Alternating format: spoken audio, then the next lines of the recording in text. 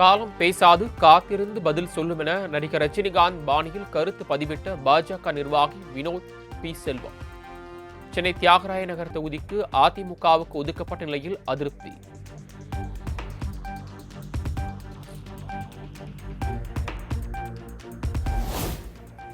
தேசிய ஜனநாயக கூட்டணியில் பாமக போட்டியிடும் 15 தொகுதிகளுக்கான வேட்பாளர்கள் பட்டியல் வெளியீடு. ஏற்கனவே 3 தொகுதிக்கான வேட்பாளர்கள் பட்டியல் வெளியான நிலையில் மீதமுள்ள வேட்பாளர்களின் பட்டியலை வெளியிட்ட அன்புமணி.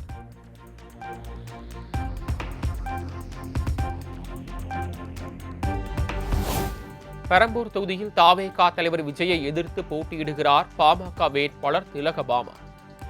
தர்மபுரியில் தேமுதிக வேட்பாளர் இளங்கோவனை எதிர்த்து பாமக சார்பில் சௌமியா அன்புமணி போட்டி.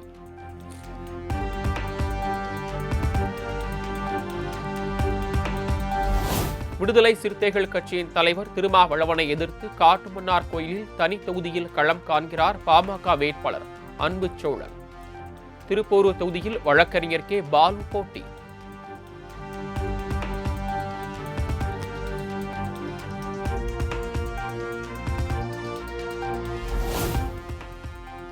அதிமுக கூட்டணியில் கேட்ட தொகுதி வழங்கப்படாததால் தொகுதி மாறி போட்டியிடும் அன்புமணி ஆதரவு எம்எல்ஏக்கள்.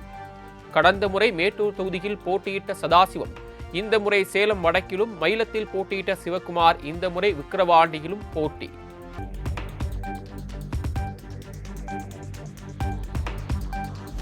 (2026) சட்டமன்ற தேர்தலையொட்டி ஏப்ரல் 4ஆம் தேதி சென்னை தியாகராய நகரில் பிரதமர் நரேந்திர மோடி பிரச்சாரம். பாஜக மற்றும் கூட்டணி கட்சி வேட்பாளர்களை ஆதரித்து பிரச்சாரம் செய்ய உள்ளதாக தகவல்.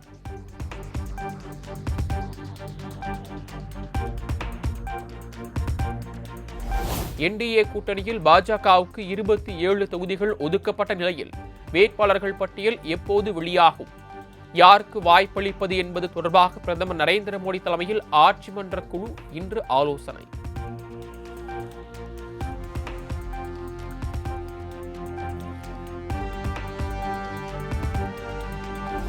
திமுக கூட்டணியில் காங்கிரஸ் கட்சிக்கு 28 தொகுதிகள் ஒதுக்கப்பட்ட நிலையில் வேட்பாளர்கள் விரைவில் வெளியாகிறது.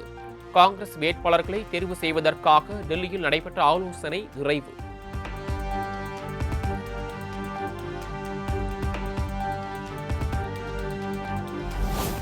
மதச்சார்பற்ற கூட்டணி கட்சி தலைவர்களுடன் திமுக தலைவர் மு.க. ஸ்டாலின் இன்று மாலை ஆலோசனை. காங்கிரஸ், மார்க்சிஸ்ட் கம்யூனிஸ்ட் கட்சி தவிர்த்து பிற கட்சிகளின் வேட்பாளர்கள் அறிவிக்கப்பட்ட நிலையில் தேர்தல் வேலைகளை விரைவுபடுத்த ஆலோசனை.